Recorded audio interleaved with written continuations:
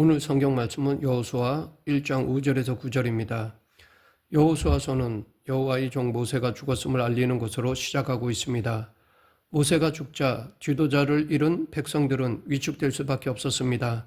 그러나 하나님은 그분의 일을 멈추지 않으셨습니다. 모세의 장례로 40일을 보낸 후 하나님께서 여호수아에게 나타나셨습니다. 그리고 그를 격려하시면서 백성들을 이끌고 가나안 땅으로 들어가라고 명령하셨습니다. 그러면서 몇 가지 당부의 말씀을 하셨는데 그의 삶을 이끌어가는 원리가 되었습니다. 이런 그의 모습은 우리가 따라야 할 리더십을 보여줍니다. 그렇다면 모세를 이은 여호수아의 리더십의 특징은 무엇일까요? 첫째, 하나님이 함께 하신다는 것입니다. 하나님은 두려움에 떨고 있는 여호수아에게 강하고 담대하라고 말씀하셨습니다. 왜냐하면 당신이 그와 함께 하시기 때문입니다.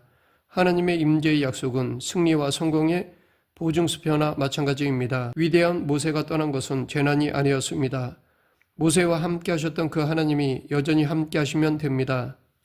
중요한 것은 위대한 모세가 아니라 위대한 하나님이시기 때문입니다. 이스라엘 백성들이 애굽을 떠날 수 있었던 것도 광야에서 40년 동안 인도받았던 것도 모세가 아닌 하나님으로 말미암은 것이었습니다. 눈에 보이는 것은 모세였지만 그를 인도하신 분은 하나님이셨습니다. 이제 하나님은 여호수아를 택하셨고 바로 여기에서 그의 자신감이 나오게 되었습니다. 그의 자신감은 바로 하나님의 임재였습니다. 우리도 하나님이 우리와 함께 하신다는 것, 그것이 바로 우리의 자신감이 되어야 합니다. 둘째, 하나님은 말씀으로 인도하신다는 것입니다. 여호수아의 담대함은 말씀으로 인도하시는 하나님께 순종하는 것에 있었습니다. 인생은 망망대해와 같습니다. 어디로 가야 할지 몰라 좌절하고 절망할 때가 많습니다. 그때 올바른 곳을 지시해주는 누군가가 있다면 얼마나 좋을까요? 그런데 그분이 바로 하나님이십니다. 하나님은 우리를 고아처럼 버려두지 않으시고 우리를 끊임없이 말씀으로 인도하십니다. 성경을 통해 그때그때 필요한 말씀을 공급해 주십니다. 모세에게는 대면하여 직접 말씀하셨지만 여호수아에게는 이미 주신 말씀으로 다시 말씀하셨습니다. 우리는 성령님을 통하여 진리 가운데로 인도받습니다. 성령님은 모든 하나님의 역사와 말씀을 현재화시켜 주시는 분이십니다. 그래서 살아계신 하나님을 살아 역사하는 말씀을 경험하게 해 주십니다. 여호수아의 패턴을 보면 하나님께서 말씀하시면 여호수아는 그 지시에 철저히 순종했고 그래서 승리했다는 식으로 그려지고 있습니다. 여호수아는 하나님의 말씀에 따라 할례를 행했고 요단강을 건넜습니다. 아이성 전투에서 패배하자 하나님 앞에 엎드렸고 그분의 말씀대로 아간을 응징한 후에 하나님의 지시대로 나아가 이겼습니다.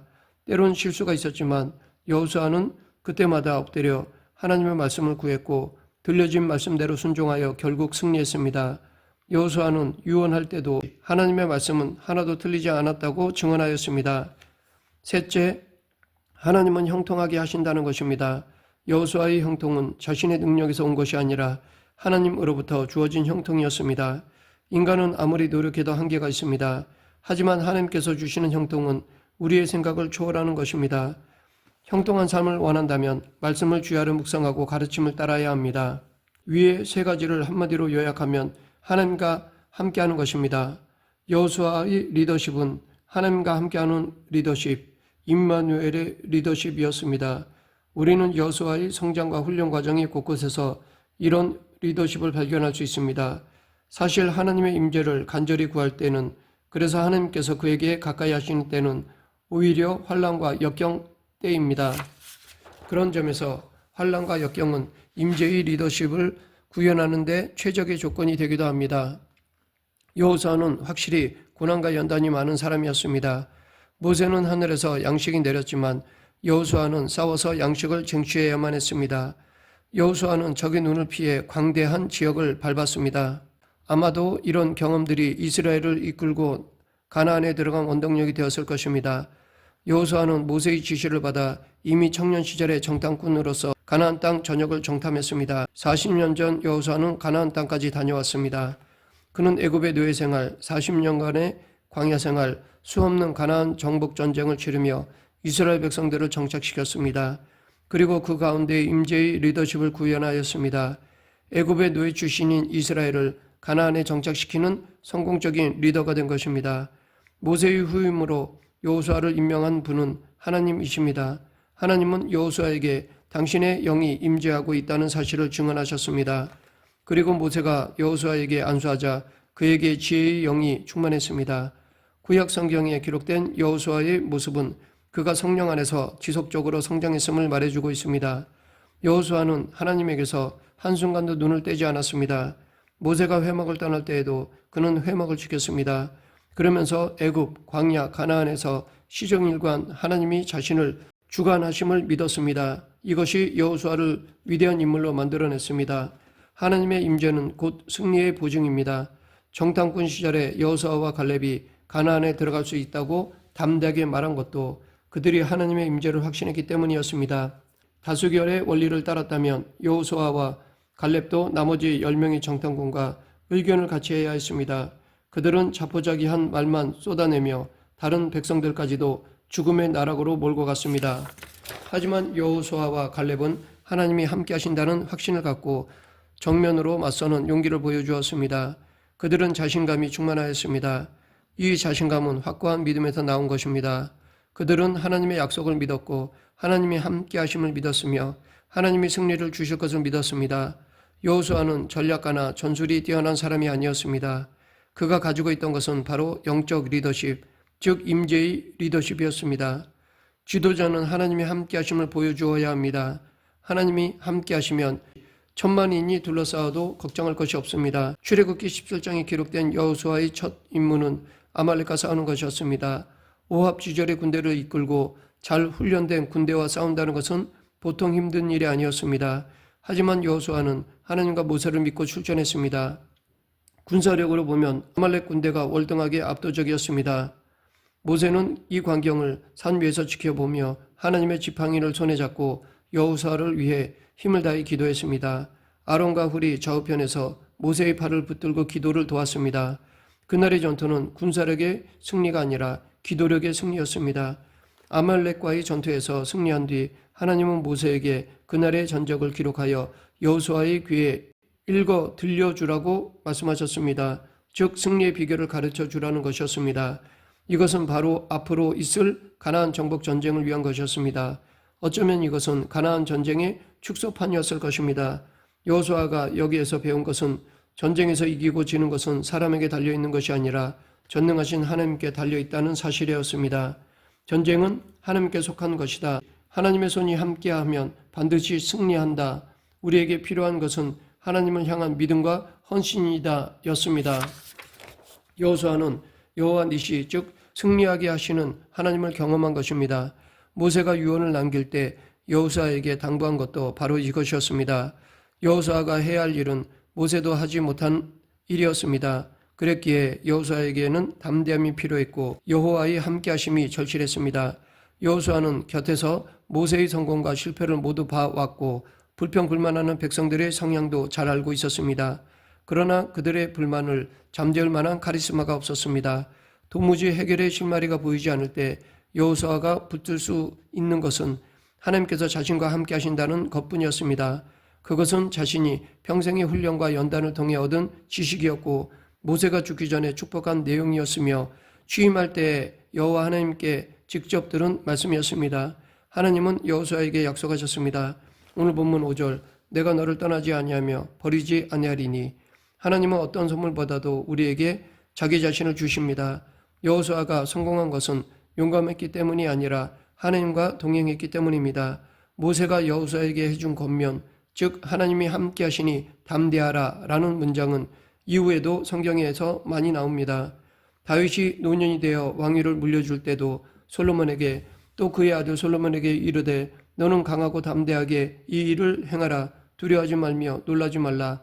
내가 여호와의 성전 공사의 모든 일을 마치기까지 여호와 하나님 나의 하나님이 너와 함께 계시사 내게서 떠나지 아니하시고 너를 버리지 아니하시리라. 아수르 산헤립의 침공을 받아 국가가 풍전등화와 같은 위기에 처했을 때 히스기야 왕도 백성을 독려하며 담대할 것을 명했습니다. 구약의 최고의 문장가요 예언자인 이사야도 백성들을 위로하면서 하나님의 함께하심을 표현했습니다. 이사야 41장 10절 두려워 말라 내가 너와 함께함이라 놀라지 말라 나는 내 하나님이 됨이니라. 내가 너를 굳세게 하리라. 참으로 너를 도와주리라. 참으로 나의 의로운 오른손으로 너를 붙들리라. 여호수아는 항상 하나님의 임재를 유념하면서 강하고 담대하게 나아가 승리를 쟁취했습니다. 하지만 항상 승리한 것은 아니었습니다. 기브온 사람들과 언약을 체결했다가 후회하기도 했고 아간의 탐심으로 아이성 전투에서 패하기도 했습니다. 우리는 하나님의 함께하심을 경험하기 위해 그분의 편에 서야 합니다. 두 사람이 의기투합하지 못하면 함께 갈 수 없듯이 우리는 하나님과 함께하기 위해 그분의 성품과 뜻에 맞게 살아가야 합니다. 구약에서 의인이라고 불리는 노아, 에녹, 아브라함 등은 하나님과 동행하는 자들이었습니다. 이렇게 하나님과 동행하려면 자신의 목적, 뜻, 성품이 하나님과 일치해야 합니다. 여호수아는 하나님의 임재의 은혜를 얻기 위하여 성결을 유지하려고 노력했습니다. 요단강을 건너 가나안 땅으로 들어가기 전에 백성들을 성결하게 했습니다. 이때 성결의 내용이 정확히 무엇인지 오늘 본문에는 나와 있지 않지만 다른 성경 구절을 통해 유추해 보면 아마도 성적 정결을 지키고 의복을 빠는 일이었을 것입니다. 이를 통해 요단강을 건너 들어갈 땅이 하나님 여호와의 거룩한 땅임을 고백하는 것입니다. 물론 앞으로 펼쳐질 정복 전쟁에 함께 해달라는 기원도 들어있었을 것입니다. 넘쳐나는 요단강을 마치 마른 땅처럼 건넌 이스라엘은 길갈에 도착하자마자 곧바로 할례를 행했습니다. 할례는 하나님이 아브라함에게 언약의 징표로 주셔서 자손 대대로 하게 하신 것입니다. 하지만 이스라엘은 애굽에서 종살이하는 동안 그 명령을 행하지 못했습니다. 이제 이스라엘은 양피를 뱀으로써 그들의 수치를 떨쳐버리고 하나님의 백성으로서의 소속과 정체성을 분명히 했습니다. 하지만 적들이 보는 앞에서 모든 남성의 양피를 베어 고통받게 하는 것은 전술상 지혜로운 처사가 아니었습니다. 이것은 적 앞에서 스스로 무장을 해제하는 꼴이었기 때문입니다. 하지만 여호수아는 전투 준비보다 그들의 거룩성에 더 많은 신경을 썼습니다. 그들의 힘보다는 하나님의 힘을 믿었고 하나님의 임재가 나타나는 성결을 중시했습니다. 여호수아는 할례 후에 유월절을 준수했습니다. 여호와의 군대 대장이 나타나 하나님의 함께하심을 보여주었습니다. 이렇게 하여 가나안 땅을 차지하기 위한 거룩한 전쟁이 시작되었습니다. 여호수아는 인생에서나 전쟁에서나 성결의 원리를 따라 살았습니다. 여호수아는 정복의 중간기에는 에발산에 단을 쌓고 하나님을 기리며 축복과 저주를 선포하기도 했습니다. 아모리 사람과 싸울 때 여호수아가 하늘을 향하여 외치자 태양이 머물고 달이 멈추어 백성들이 그 대적에게 원수를 갚을 수 있었습니다. 영적 지도자는 하나님의 지원을 의지하는 사람입니다. 여호수아는 유언할 때 하나님과 함께하라는 말씀을 남겼습니다. 그는 하나님과 동행하는 데에 그 인생의 최우선을 둔 사람이었습니다. 성도의 재난은 돈을 잃거나 건강을 잃거나 명예를 잃는 것이 아니라 하나님의 부재입니다. 사울 왕이 폐위되고 버림받았던 이유는 그가 하나님 없이 일하려 했기 때문입니다. 다윗도 왕으로서 절대 권력을 누리고 있을 때 밧세바의 일로 범죄했습니다. 하지만 다윗은 절대 권력자임에도 불구하고 철저하게 회개했습니다. 시편 51편은 바로 그런 상황 가운데서 나온 것입니다. 다윗이 제일 두려워한 것은 하나님이 자신으로부터 떠나시는 것이었습니다. 그는 하나님을 떠난 사울 왕이 얼마나 고통받았는지를 잘 알았기에 그 두려움이 컸던 것입니다. 그래서 다윗은 주의 성신을 내게서 거두지 마소서라고 기도했던 것입니다. 모세는 정탐꾼 사건 이후에 하나님이 진노하시는 말씀을 듣고 막무가내로 산지로 올라가려는 사람들을 만류했습니다. 아이성에서의 실패도 하나님의 임재가 떠나면 어떻게 되는가를 분명히 보여주는 사건이었습니다. 하나님의 임재와 부재는 우리 삶에 엄청난 차이를 만들어냅니다.